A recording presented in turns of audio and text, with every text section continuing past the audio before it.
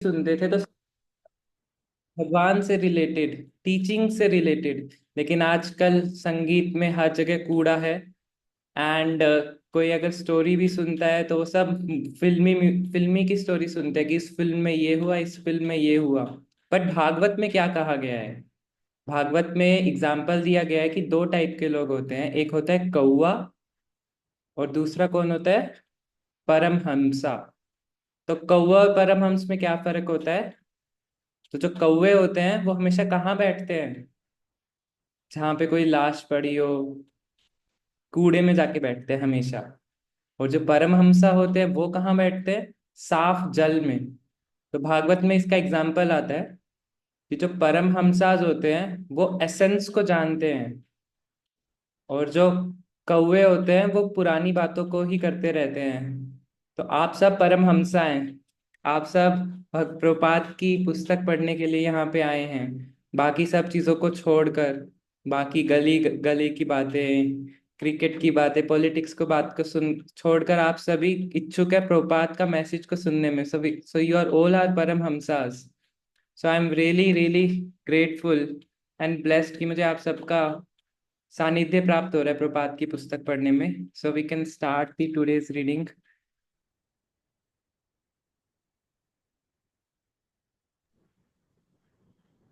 Shall I share the screen?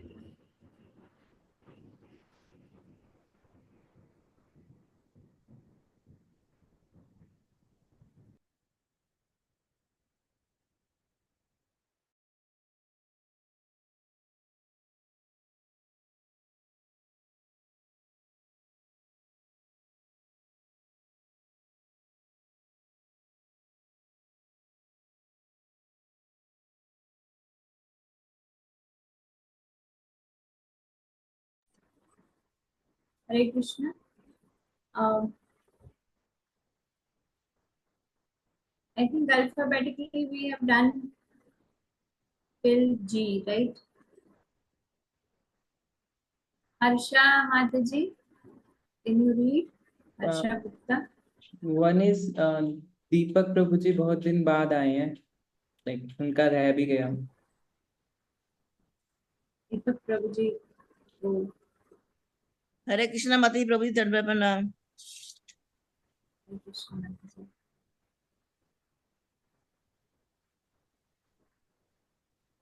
Deepak Prabhuji Prabhu and ji Pulkit Sharma. Pulkit Sharma is, I think, उन्होंने भी कभी read लिखी।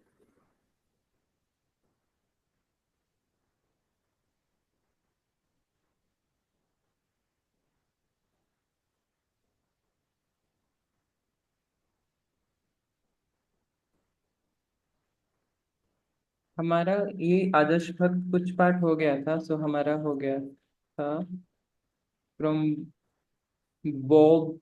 मैं आपसे अत्यंत विनय पूर्वक पूछता हूँ, कहाँ से रीड करना है हमें?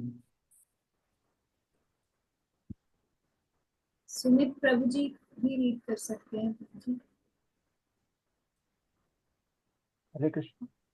I am audible, Prabhu? Nipun Prabhu, I am audible. Yes yes yes Prabhu, you are audible. From where I have to read, Prabhu? We are just opening. Okay.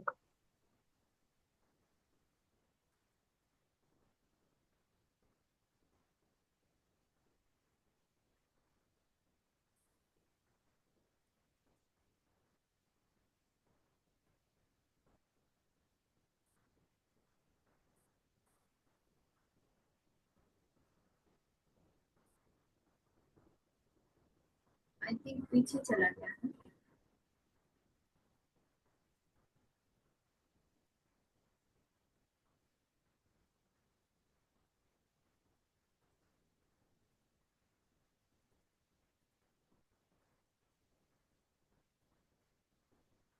Yes.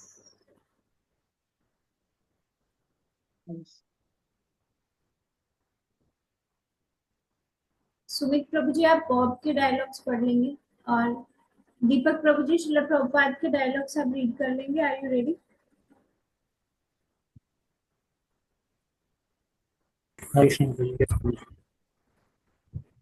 Okay, Mataji.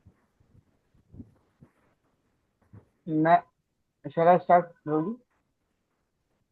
Yes Prabhu. मैं आपसे अत्यंत विनय पूर्वक यह पूछता हूँ, क्या आपको व्याधियों तथा अस्वस्थता का अनुभव होता है? हम्म। तो क्या तो क्या यह आपके पूर्व कर्मों का फल है? हाँ। तो इस भौतिक जगत में कोई भी अपने कर्म से बच नहीं सकता है। हाँ, वह बचता है। भक्त के लिए कर्म नहीं रह जाते हैं, ना ही कर्म फल रहता है। किंतु आप तो सर्वोत्तम भक्त होंगे। नहीं, मैं स्वयं को सर्वोत्तम भक्त नहीं मानता हूँ। मैं तो निमंतम भक्त हूँ। नहीं। आप सर्वोत्तम भक्त हैं। अरे नहीं नहीं, किंतु देखिए, आप जो कहते हैं वह सदैव उचित प्रतीत होता है। बात यह है कि सर्वोत्तम भक्त भी जब वह प्रचार करता है, तब वह भक्त के द्वितीय स्तर पर पहुंच जाता है। तो सर्वोत्तम भक्त क्या करता होगा? सर्वोत्तम भक्त प्रचार नहीं करता है। वह क्या करता है? वह जानता है कि उपदेश की कोई आवश्यकता नहीं है। उसके लिए प्रत्येक व्यक्ति भक्त है। हाँ, उसे कोई अभक्त नहीं दिखाई देता है। सभी भक्त दिखते हैं उसमें। उसे उत्तम अधिकारी कहते हैं। किंतु जब मैं प्रचार कर रहा हूँ, तब मैं यह किस प्रकार कह सकता हूँ कि मैं सर्वोत्तम भक्त हूँ? ठीक राधा रानी के सामने उन्हें कोई भी मनुष्य अभक्त नहीं दिखता है। अतएव हम राधा रानी के समीप जाने का प्रयास करते हैं। ये कौन है? राधा रानी कृष्ण की प्रेमिका।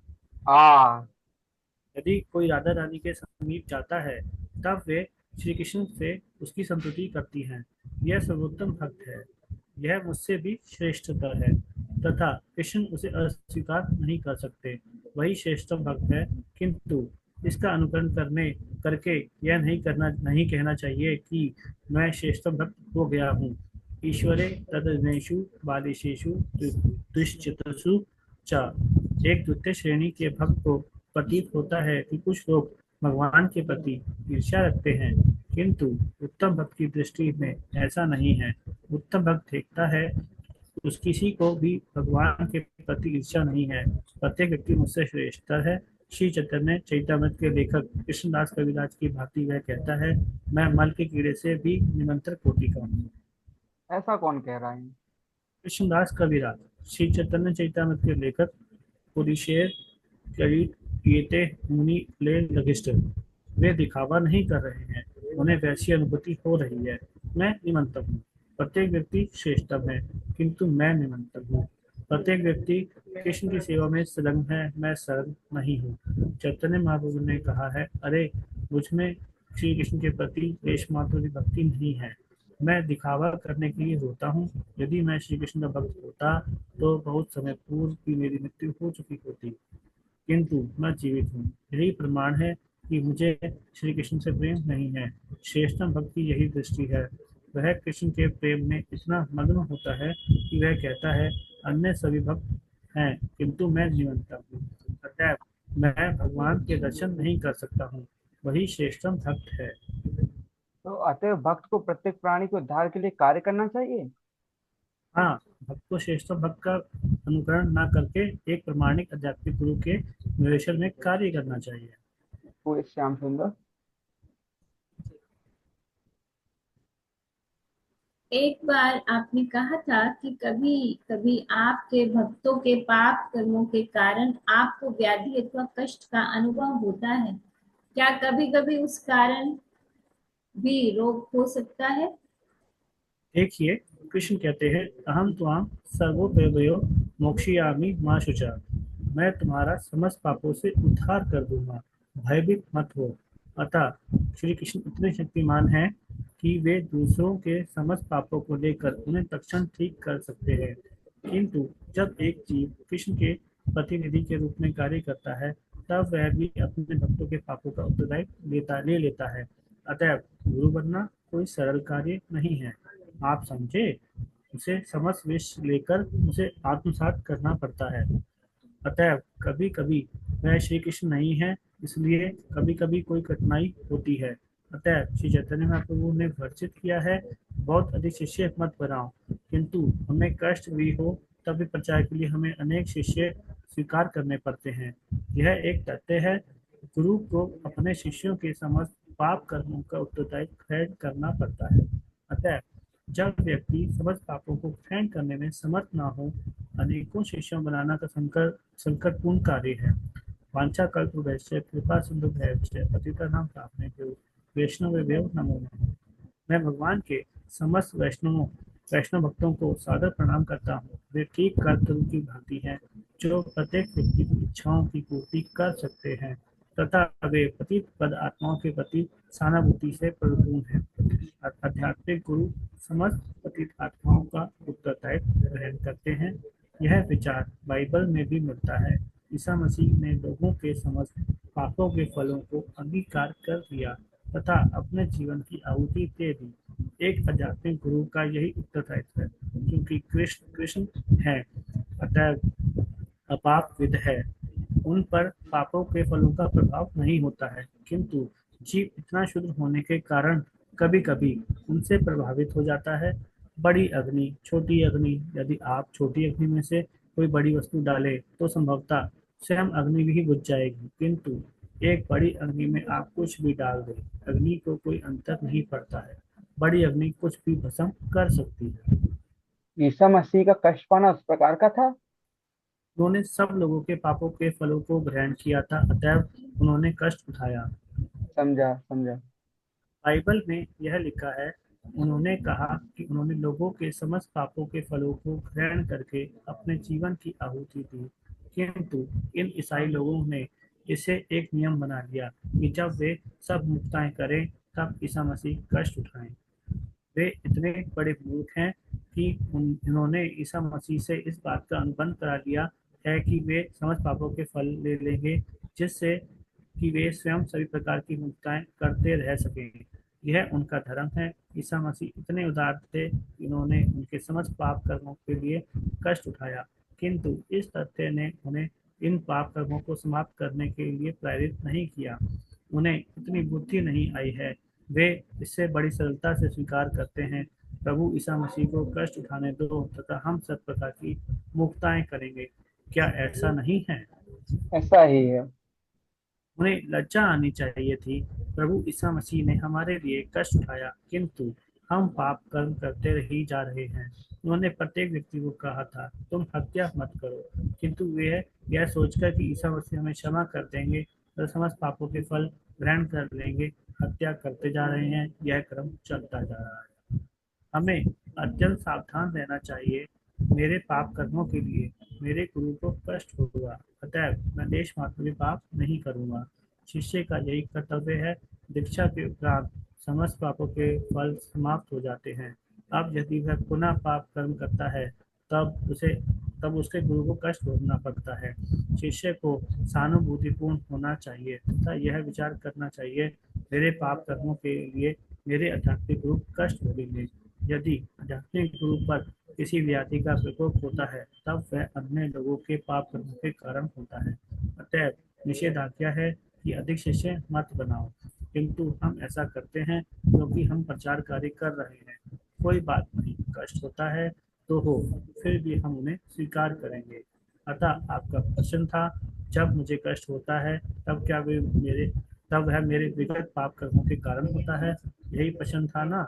यह मेरी भूल है कि मैंने कुछ शिष्यों को स्वीकार किया जो मूर्ख हैं। यही मेरी भूल है। ऐसा कभी कभी होता है। हाँ, ऐसा होना निश्चित है, क्योंकि हम इतने अधिक लोगों को स्वीकार कर रहे हैं। शिष्य का कर्तव्य है कि सावधान रहे।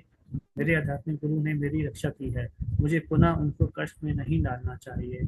जब आध्यात्मिक गुरु कष्ट में होते हैं तब कृष्ण उनकी रक्षा करते हैं और कृष्ण विचार करते हैं, ओ पतित व्यक्तियों का उद्धार करने के लिए उसने इतना अधिक उत्तरदायित्व ग्रहण किया है। कौन्तेय पति जानहि ना में भक्त परमेश्वती। हे अर्जुन, निश्चय पूर्वक घोषणा कर दो कि मेरे भक्तों का कभी नाश नहीं होता। आध्यात्मिक गुरु श्री कृष्ण के लिए संकट उठाते हैं, अतः उनकी सुरक्षा की जाती है। आपका कष्ट उसी प्रकार का दुख नहीं है।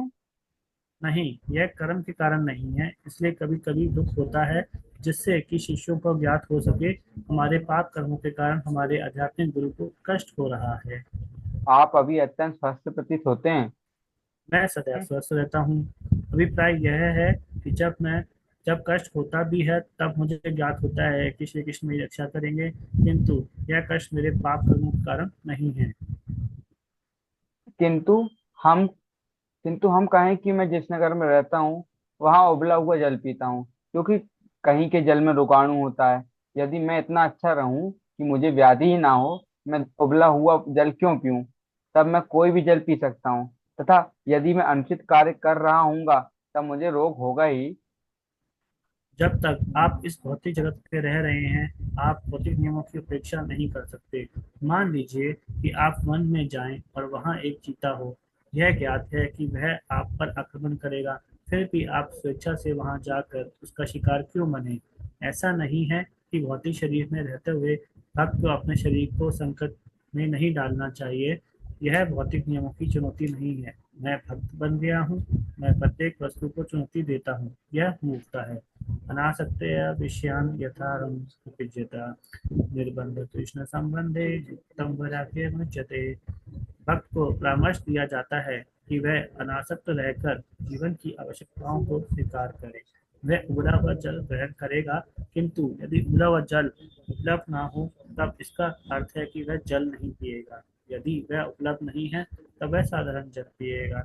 हम कृष्ण का प्रसाद ग्रहण करते हैं, किंतु हम जब हम प्रवास कर रहे होते हैं, कभी कभी हम होटल में भी भोजन कर लेते हैं, क्योंकि कोई भक्त है। अतः क्या उसे यह विचार करना चाहिए कि मैं होटल से कोई खाद्य पदार्थ ग्रहण नहीं करूंगा, मैं भूखा रहूंगा? यदि मैं भूखा रहूंगा तब मैं निर्बल हो जाऊंगा और मैं प्रचार कार्य करने में असमर्थ हो जाऊंगा। क्या हरे भक्त अपने कृष्णा प्रभु जी, यहाँ से टॉपिक आई थिंक थोड़ा चेंज हो जाएगा, तो हम यहाँ पॉज करेंगे, कंटिन्यू करें?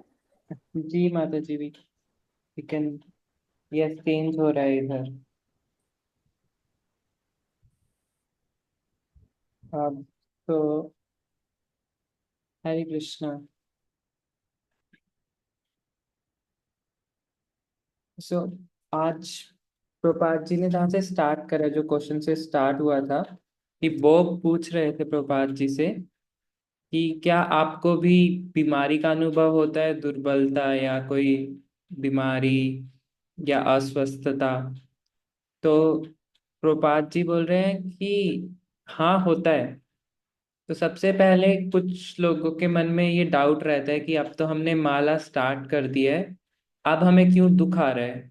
और कुछ जो नए नए लोग जुड़े होते हैं, बहुत सारे लोग इसलिए छोड़ देते हैं कि हमने माला शुरू करी थी 1-2 हफ्ते तक और कुछ प्रॉब्लम हो गई और हमने छोड़ दी माला। सो हमें ये समझना होगा कि हमें ये बॉडी मिल गई है। फॉर एग्जाम्पल, अगर हमने बैंक में से कुछ लोन ले लिया है तो अब उसको चुकाना ही पड़ेगा। अब हम ये नहीं कह सकते कि अब वो अपने आप चुक जाएगा, अभी मैंने नौकरी स्टार्ट कर दी है। सो सिमिलरली अगर हमारे पास बॉडी है, तो अगर हम भक्ति भी कर रहे हैं तो कुछ कष्ट तो आएंगे ही, क्योंकि हमने बॉडी ली है। तो ये इस चीज को हमें समझना चाहिए कि ये तो विड्रॉ हो गया है, तो ये तो आएंगे ही। और उसके बाद प्रभुपाद जी अपने आप को बहुत निमनतम बता रहे हैं। प्रभुपाद जी हमेशा बहुत ज्यादा ह्यूमिलिटी से परिपूर्ण रहते थे। तो एक बार एक रिपोर्टर ने प्रभुपाद जी से पूछा था, मतलब रिपोर्टर थोड़ा सा ईर्ष्या करता था प्रभुपाद से। प्रभुपाद जी से पूछा कि प्रभुपाद, क्या आप पूरे जगत के गुरु हैं, विश्व गुरु? तो प्रभुपाद जी ने आईज क्लोज करी और प्रभुपाद जी ने फुल ह्यूमिलिटी से और बहुत ट्रूली प्रभुपाद जी ने कहा, नहीं मैं किसी का गुरु नहीं हूँ, मैं सबका सेवक हूँ। तो रिपोर्टर सोच रहा था कि ये कौन है जो, क्योंकि रिपोर्टर ने देखा कि इतने सारे अंग्रेजी इनके भक्त हैं, कैसे हैं, क्यों हैं, थोड़ा ईर्ष्या हो गई थी। लेकिन प्रभुपाद जी ने पूरी ह्यूमिलिटी के साथ कहा, मैं सबका सेवक हूँ, मैं सबको कृष्णा कॉन्शियसनेस में ला रहा हूँ, बट मैं सबका सेवक हूँ। उसके बाद प्रभुपाद जी ने हमें 3 टाइप के भक्तों के बारे में बताया है। तो भक्त के 3 टाइप होते हैं, मतलब भक्त तो एक ही है, उसके 3 लेवल्स होते हैं। एक होते हैं कनिष्ठ अधिकारी, एक जो 3rd लेवल का होता है। एक होता है मध्यम अधिकारी, जो 2nd लेवल का होता है। और एक होता है उत्तम अधिकारी, जो 1st लेवल का होता है।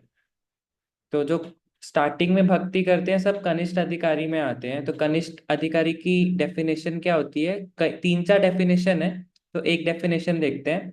जो कनिष्ठ अधिकारी है वो सिर्फ भगवान के विग्रह को भगवान देखता है, लेकिन जो भगवान के भक्त हैं उनको भगवान से अलग देखता है। उनके प्रति कभी कभी अपराध भी कर देता है भगवान के भक्तों के प्रति, बिकॉज वो देखता है कि भगवान अलग है, भगवान के भक्त अलग है। फिर उसके बाद आते हैं हमारे मध्यम अधिकारी। मध्यम अधिकारी कौन होते हैं? जिसे पता है, उसे दो तीन चीजें पता होती है। उसे पता है कि भगवान कौन है, तो वो भगवान की अच्छे से भक्ति करता है। दूसरा, उसे पता होता है भक्त कौन है, तो भक्तों को, जो अपने इक्वल भक्त होते हैं उनके साथ मित्रता का स्वभाव रखता है। जो अपने से उसके थोड़े से कम भक्त होते हैं उनको उनको वो हेल्प करता है कृष्णा कॉन्शियसनेस में बढ़ने के लिए। और और जो उनके सीनियर अथॉरिटीज होती हैं उनकी वो बहुत ज्यादा मर्यादा करता है, उनकी सेवा करता है, मर्यादा का पालन करता है। तो जो मध्यम अधिकारी होता है वो देख पा रहा होता है कि कौन भक्त किस लेवल पे है और उसी प्रकार से व्यवहार करता है। और मध्यम अधिकारी ये भी देख पा रहा होता है कौन ईर्ष्यालु है।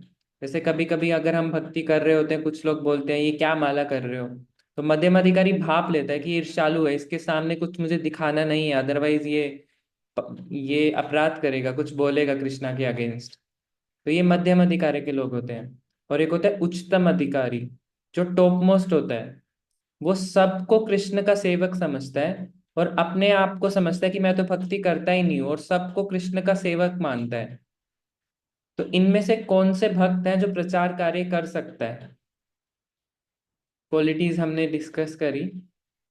मध्यम जो अधिकारी। हरे कृष्णा। मध्यम अधिकारी। यस, मध्यम अधिकारी ही प्रचार कार्य कर पाता है। क्यों? क्योंकि जो उच्चतम है वो सबको देखेगा सब मेरे से ऊंचे भक्त हैं, तो वो कभी किसी को करेक्ट कर ही नहीं पाएगा कि आप ऐसे करो। सबको दिखेगा कि ये तो सब भगवान के ही अंश हैं। और जो जो हमारा कनिष्ठ अधिकारी है वो देख ही नहीं पाएगा कि कौन ईर्ष्या कर रहा है, कौन भक्त है, कौन अभक्त है। और वो सिर्फ भगवान को ही भगवान मानेगा, ठीक है। तो वो भी भक्ति नहीं कर पाएगा, और वो शास्त्रों में भी उसकी निपुणता कम होती है। तो जो मध्यम अधिकारी होता है वो सबको देख पाता है कौन ईर्ष्या कर रहा है, कौन भक्त बन सकता है। तो सिर्फ मध्यम अधिकारी भक्त प्रचार कार्य कर पाता है। अगर कोई उच्चतम अधिकारी भी है ना, तो उसे मध्यम अधिकारी बनना पड़ता है प्रचार कार्य करने के लिए। तो इसी के बारे में, और साथ में प्रपात जी ने जो कृष्णदास कविराज गोस्वामी, आप अगर जाएंगे वृंदावन में, जहाँ पर इनकी समाधि है, रात उस टेम्पल का नाम जो हमारा जीव गोस्वामी का टेम्पल है, राधा गोविंद देव जी। रा, Radha Raman no, not, Damodar sorry, Radha Damodar मंदिर। यस, राधा दामोदर मंदिर। तो यहाँ पे जीव गोस्वामी जी का टेम्पल है जहाँ पे प्रपात जी ने रह के ट्रांसलेशन करी थी, प्रपात जी रहे थे। तो वहीं पे हमें ये कृष्णदास कविराज गोस्वामी महाराज जी की वहां पर आप प्रणाम कर सकते हैं, वहां पे उनकी समाधि है। तो वो जब स्टार्ट करते हैं चैतन्य चरितमृत, तो लिखते हैं कि मैं तो मल के कीड़े, जो मल के अंदर कीड़े होते हैं उनसे भी निमनतर हूँ। तो आप ये पढ़ भी सकते हैं चैतन्य चरितमृत के स्टार्टिंग में। तो प्रभुपाद जी दिखा रहे हैं कि कितनी ज्यादा ह्यूमिलिटी है उनमें, और ह्यूमिलिटी की इम्पोर्टेंस भी है। अगर हमें भक्ति में आगे बढ़ना है तो महाप्रभु भी बोलते हैं, क्या बोलते हैं महाप्रभु? थर्ड वर्स किसी को याद है? तृणादपि सुनिच। यस, तृणादपि सुनिचेना तरोरपि सहिष्णुना। एक तृण के समान, एक तृण के समान हम्बल होना होता है। और तरोरपि सहिष्णुना, और एक पेड़ के समान हमें बियर करना होता है किसी भी सिचुएशन को। उसके बाद प्रभुपाद जी हमें गुरु तत्व के बारे में बताया, प्रभुपाद जी ने, एंड एक डिसाइपल की ड्यूटीज के बारे में बताया। तो गुरु तत्व क्या है? गुरु कौन है? जो है तो वो जीव ही है गुरु, एक जीव तत्व में ही आते हैं, बट वो मुक्त जीव है। हमारी तरह बंधे नहीं हुए कि हमें जन्म लेना पड़ेगा, किस बॉडी में मिलेगा, किस परिवार में मिलेगा, किस घर में मिलेगा, किस योनि में मिलेगा। गुरु जो है मुक्त है, लेकिन फिर भी वो यहाँ आते हैं कृष्ण का प्रचार करने के लिए। तो ये गुरु तत्व है। अब इसके बाद आता है कि एक डिसाइपल डिसाइपल की ड्यूटीज क्या होती हैं। जो गुरु होते हैं, गुरु क्या करते हैं, गुरु एक बार जब दीक्षा देते हैं तो एक डिसाइपल के सारे अपराध ले लेते हैं ताकि वो अच्छे से भक्ति कर पाए, इतना एबल हो जाए कि उसकी भक्ति ना रुके। और जो दीक्षा होती है उसके बाद जो भी अपराध करता है शिष्य, तो उसका 50% गुरु के पास लगता है। तो ये बहुत, मतलब कोई ये चीज तभी कर सकता है जब किसी के अंदर बहुत करुणा है, लेकिन इसका हमें गलत फायदा नहीं उठाना चाहिए। जैसे फॉर एग्जाम्पल जीसस क्राइस्ट आए थे, जीसस क्राइस्ट ने 10 अमेंडमेंट्स दी थी। उसमें एक अमेंडमेंट्स थी, दाउ शैल नॉट किल, कि आप मारोगे नहीं किसी को। आप पढ़ भी सकते हैं बाइबल में ये 10 अमेंडमेंट्स। लेकिन वहां के लोग क्या करते थे, संडे जाते थे वो चर्च में एंड अपने पाप बता देते थे, और मंडे को दोबारा से पाप करना शुरू करते थे। उन्हें लगता था कि मैं कन्फेस कर दूंगा और मेरे पाप खत्म हो जाएंगे, क्योंकि जीसस ने कहा है, मैं आपके सारे पाप ले लूंगा। Thou shall not kill. And Christians ने जीसस को ही मार दिया था। If you know the story, उनको ही सूली पे चढ़ा दिया था। एक आइडियल शिष्य का कर्तव्य क्या होता है कि एक बार दीक्षा लेने में उसे पूरा समय लेना चाहिए, कि जब वो पूरा निष्ठा आ जाए उसमें, वो अच्छे से प्रैक्टिस कर ले, तब जाके उसको दीक्षा लेनी चाहिए। और उसके बाद उसे समझना चाहिए कि मेरे सारे पाप अब गुरु के पास जा रहे हैं। हिज होलीनेस राधानाथ महाराज जी बोलते हैं कि दीक्षा लेने के बाद भक्त की कोई आइडेंटिटी नहीं रहती। क्यों? भक्त अगर कुछ गलत करेगा तो क्या बोला जाएगा, ये उन गुरु का शिष्य है, तो भी ऐसे कर रहे हैं। और अगर कुछ अच्छा करेगा तो तो गुरु की वाहवाही होगी कि अच्छा ये उन गुरु का शिष्य है, कितना अच्छा भक्त है। तो दीक्षा हमें तभी लेनी चाहिए जब हम पूरा पूर्ण समर्पित होने को रेडी हो जाएं। और इसके अलावा एक महाराज जी ने भी रिसेंटली बताया था कि हमारी एडवांसमेंट का मेन प्रॉब्लम होता है कि अपराध होते हैं। सातवां जो हमारा अ, सातवां नाम अपराध बोलता है कि हम सिंफुल एक्टिविटी करते हैं ये सोच के कि हम भक्ति कर रहे हैं, सब साफ हो जाएगा, कोई दिक्कत नहीं है। तो इस कारण से आपने कुछ कुछ डिवोटीज देखे होंगे जो बोलते हैं कि हम 20 सालों से भक्ति कर रहे हैं बट कोई चेंज नहीं आया। वो इसलिए चेंज नहीं आता है बिकॉज वो साथ साथ में अपराध करते हैं। तो जैसे तवा है, तवा, तवे को नीचे से गर्म कर रहे हैं बट ऊपर से पानी भी डाल रहे हैं वो, तो तवा गर्म कभी होता ही नहीं है।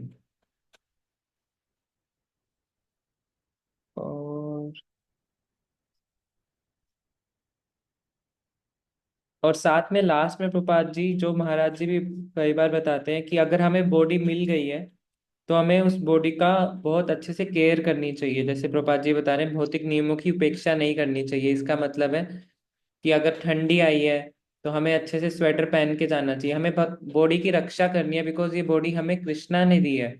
अगर हमें बॉडी को कुछ हो गया तो हम अच्छे से भक्ति नहीं कर पाएंगे। तो कृष्णा की प्रॉपर्टी समझ के हमें अपनी बॉडी की अच्छे से केयर करनी चाहिए। इसलिए प्रपात जी बता रहे हैं कि कभी कभी उन्हें होटल में भी खाना पड़ता है, बिकॉज उन्होंने 11 बार पूरी पृथ्वी का भ्रमण करा था। एक जगह जाते थे, 2 दिन से अधिक नहीं रुकते थे। तो कई बार ऐसी सिचुएशन आई कि कुछ खाने को नहीं है, तो कभी कभी बाहर से भी लेके खाना पड़ता है। बट हमें उस चीज को कॉपी नहीं करना चाहिए कि प्रपात जी भी खाते थे।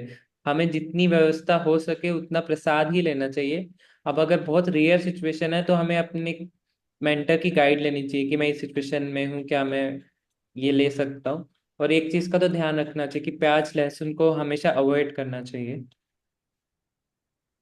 यस, यस माता जी, we can continue.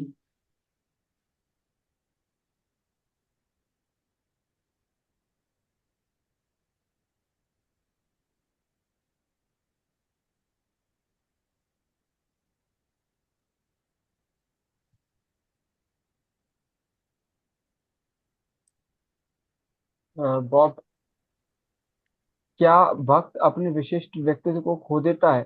Hare Krishna. Sorry Prabhu ji, Mata ji, can we have next devotees? Yes Prabhu जी।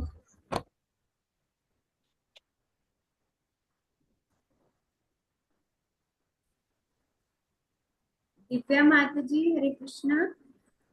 हरे कृष्ण माता जी का नमस्कार। आज जी आप रीड कर सकती हैं। Yes, रोला मोटो G52। हरे कृष्णा।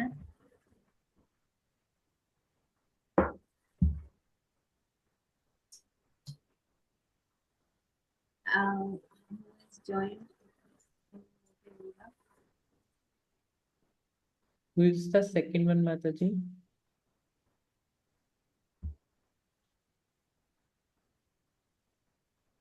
प्रभु जी, मोटोरोला फोन की कंपनी के नाम से किन्हीं ने ज्वाइन किया हुआ है। अच्छा, अमला शक्ति माता जी ने। ओके।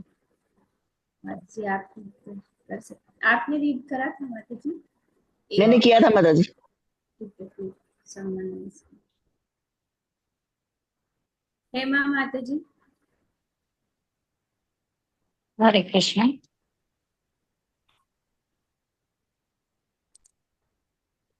कहाँ से रीड करना है तुमको? माता जी स्क्रीन पे मार्क किया हुआ है, आप बॉब के डायलॉग्स बोल सकते हैं। दिव्या माता जी आप प्रभुपाद के डायलॉग्स रीड कर सकते हैं।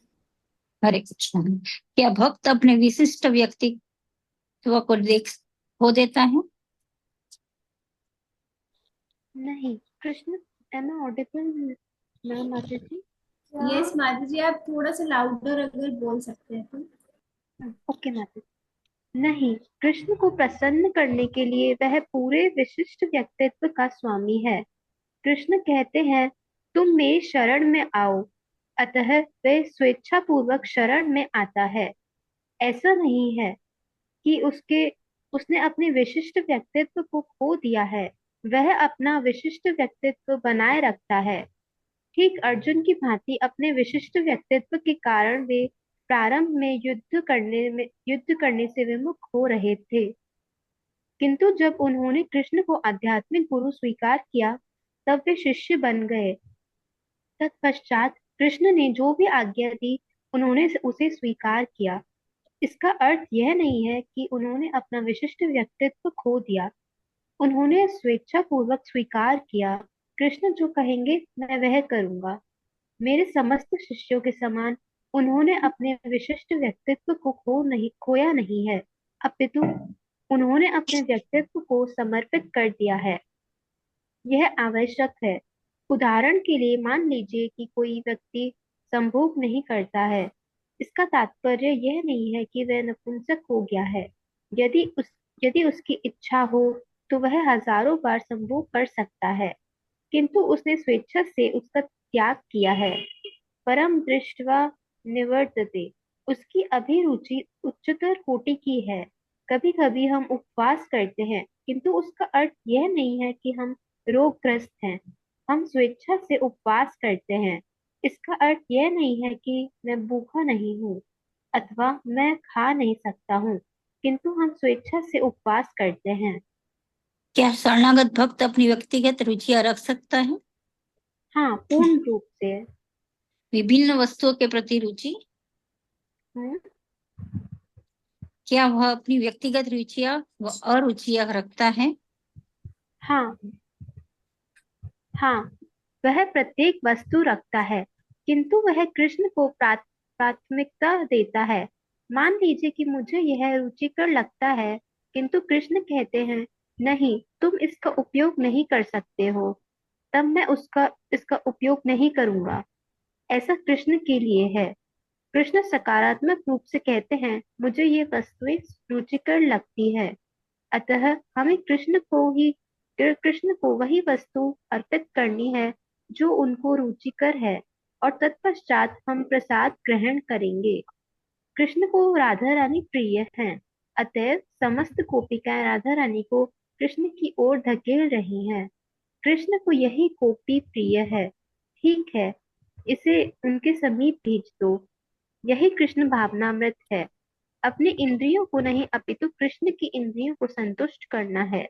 वह भक्ति है, उसे प्रेम कहते हैं, कृष्ण के प्रति प्रेम। कृष्ण को यह प्रिय है, मुझे मुझे उनको यह देना चाहिए। कुछ प्रसाद मुझे रुचिकर लगते हैं तथा कुछ का स्वाद मेरी रुचि के तनिक भी अनुकूल नहीं होता है। आपको ऐसा नहीं करना चाहिए। पूर्णता यही है कि जो कुछ भी कृष्ण को अर्पित किया गया है उसे आप स्वीकार करें। यही पूर्णता है। आप यह नहीं कह सकते हैं कि मुझे यह रुचिकर है, यह रुचिकर नहीं है। जब तक आप ऐसा भेद करते हैं, इसका अर्थ है कि आपने प्रसाद का महत्व को नहीं समझा है। कोई अरुचि अथवा अरुचि नहीं है। जो कुछ भी कृष्ण को रुचिकर है वह ठीक है।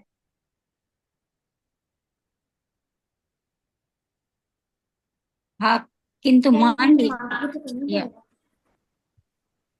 पढ़िए माता जी, पढ़ लीजिए। हाँ, किंतु मान लीजिए कोई कुछ पकाता है कृष्ण के लिए कोई प्रसाद, किंतु वह इसे इतना स्वादिष्ट नहीं बनाता है तथा यह नहीं, यदि वह भक्ति पूर्वक बनाया गया है तब वह कृष्ण को रुचिकर होगा। ठीक विदुर के समान। विदुर कृष्ण को केले खिला रहे थे, किंतु वे इतने मग्न थे कि वे फल फेंकते जा रहे थे तथा कृष्ण को छिलके दिए जा रहे थे और कृष्ण खा रहे थे। कृष्ण को ज्ञात था कि वे भक्ति पूर्वक अर्पण कर रहे थे। यदि भक्ति हो तो कृष्ण कुछ भी खा सकते हैं। वह वस्तु भौतिक रूप से स्वादिष्ट है अथवा नहीं, इससे कोई अंतर नहीं पड़ता। भक्त इसी भांति कृष्ण का प्रसाद ग्रहण करते हैं, चाहे वह भौतिक रूप से स्वादिष्ट हो अथवा नहीं। हमें प्रत्येक वस्तु को स्वीकार करना चाहिए। किंतु यदि भक्ति न हो यदि भक्ति न हो तब कृष्ण स्वादिष्ट अथवा स्वादहीन किसी भी भोजन को पसंद नहीं करते। वे इसे स्वीकार नहीं करते हैं। भारत में ओह भारत, भारत, भारत की चर्चा मत करो। दर्शन शास्त्र की बात करो। यदि भक्ति न हो तो भारत में अथवा आपके देश में कहीं भी कृष्ण कुछ स्वीकार नहीं करते हैं। भगवान कृष्ण किसी वस्तु को इसलिए स्वीकार करने को बाध्य नहीं है क्योंकि वह स्वादिष्ट है अथवा मूल्यवान है। कृष्ण के पास वैकुंठ में अनेक सुस्वादु व्यंजन हैं। वे आपके भोजन के लिए लालायित नहीं हैं। वे आपकी भक्ति को स्वीकार करते हैं। वास्तविक वस्तु भक्ति है, भोजन नहीं। कृष्ण इस भौतिक जगत का कोई भी खाद्य पदार्थ स्वीकार नहीं करते हैं। वे केवल भक्ति को स्वीकार करते हैं। पत्रं पुष्पं फलं तोयं यो मे भक्त्या प्रयच्छति तदहं भक्ति भक्त्योपहृतं क्षामि प्रयात्मनः। यदि कोई प्रेम के साथ यदि कोई प्रेम के साथ पत्र, पुष्प, फल या जल मुझे अर्पण करता है, उसमें उसे मैं प्रीति सहित स्वीकार करता हूँ, क्योंकि वह मुझे प्रेम व भक्ति पूर्वक अर्पित किया गया है। यह आवश्यक है। अतएव हम किसी ऐसे व्यक्ति को रसोई बनाने नहीं देते हैं जो भक्त नहीं है। एक अभक्त के हाथ से कृष्ण कुछ भी स्वीकार नहीं करते हैं। वे क्यों स्वीकार करें? वे भूखे नहीं हैं। उन्हें किसी भोजन की आवश्यकता नहीं है। वे केवल भक्ति को ही स्वीकार करते हैं। बस यही मुख्य बात है। अतएव व्यक्ति को भक्त बनना होगा, एक कुशल रसोइया नहीं। किंतु यदि वह भक्त है तब वह एक कुशल रसोइया भी होगा। वह स्वयमेव एक कुशल रसोइया बन जाएगा। अतएव व्यक्ति को केवल एक भक्त बनना होता है, तत्पश्चात अन्य सब उत्तम योग्यताएं अपने आप आ जाएंगी। और यदि वह एक अभक्त है तब कोई भी उत्तम योग्यता निरर्थक है। वह मानसिक स्तर पर है, अतः उसके पास कोई अच्छी योग्यता नहीं है। हरे कृष्णा प्रभु जी, shall we stop here? 10 minutes are left. Yes, Mataji, we can stop.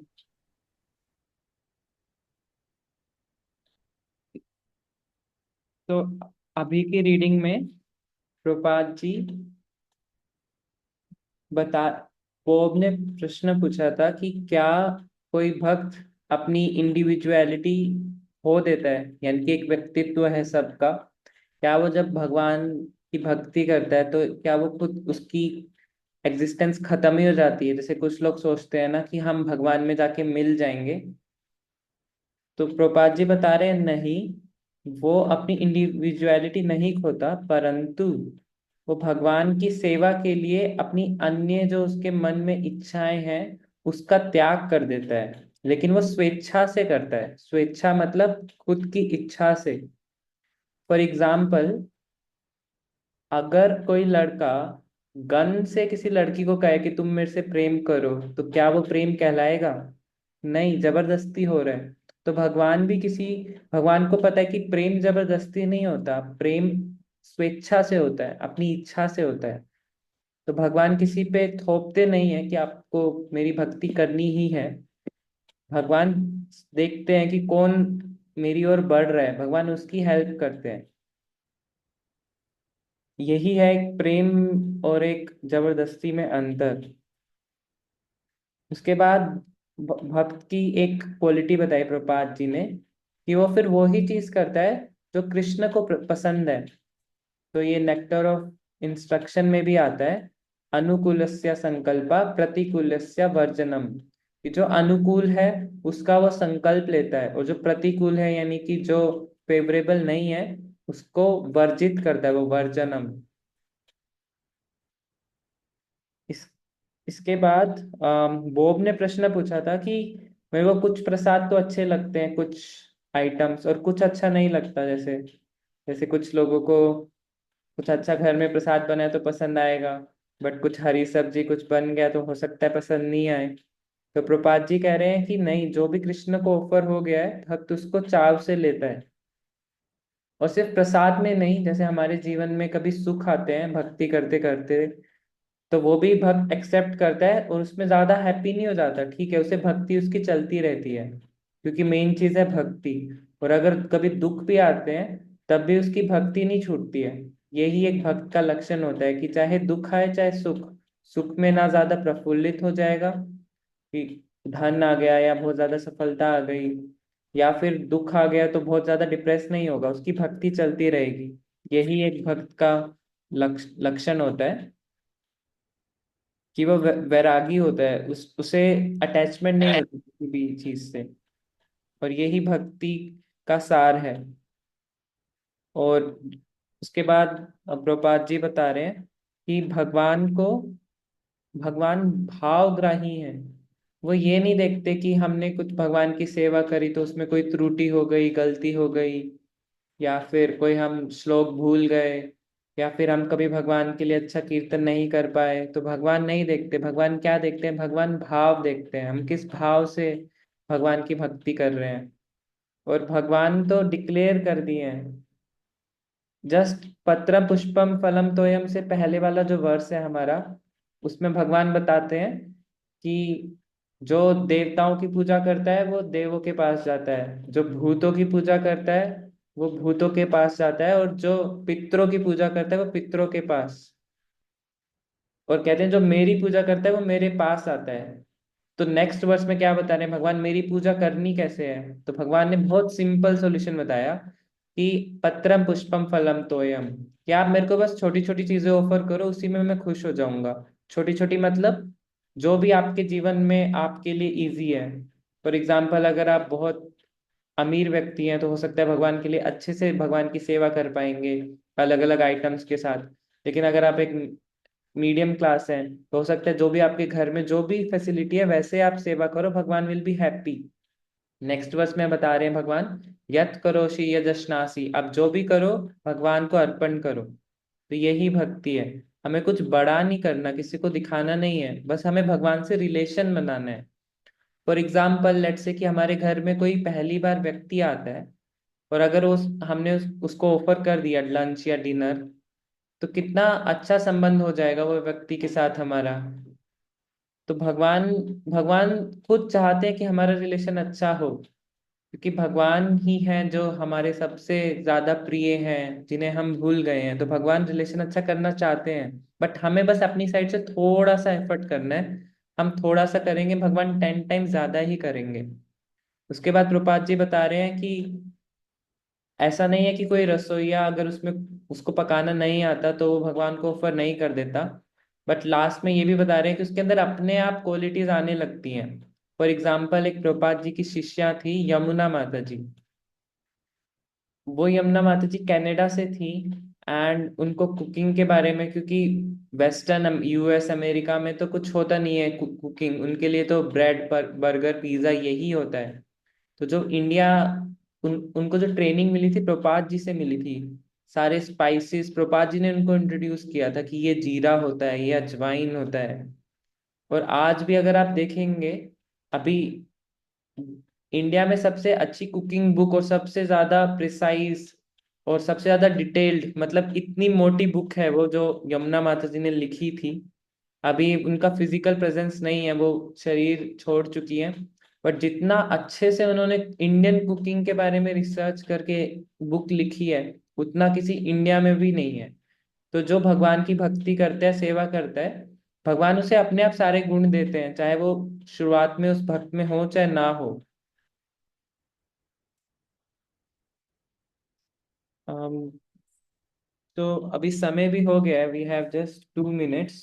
थोड़ा सा बचा है वो हम चल रहा है, वो पेमेंट लाइन आइटम V3 चल रहा है, और जो एपीआई है वो V5 इंटरनल नेट है। तो वो थोड़ा, हाँ मतलब कंफ्यूजन है, बट ठीक है, वो मतलब माइट भी बाद में कभी रिवैम्प करें तो शायद इस चीज को ध्यान में रख सकते हैं। क्या हुआ।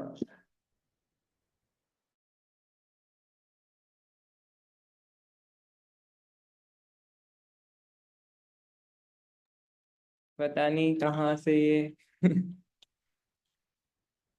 कॉल ऑन हो गया मेरा फोन से ठीक है, तो किसी के कोई प्रश्न है तो वो पूछ सकते हैं।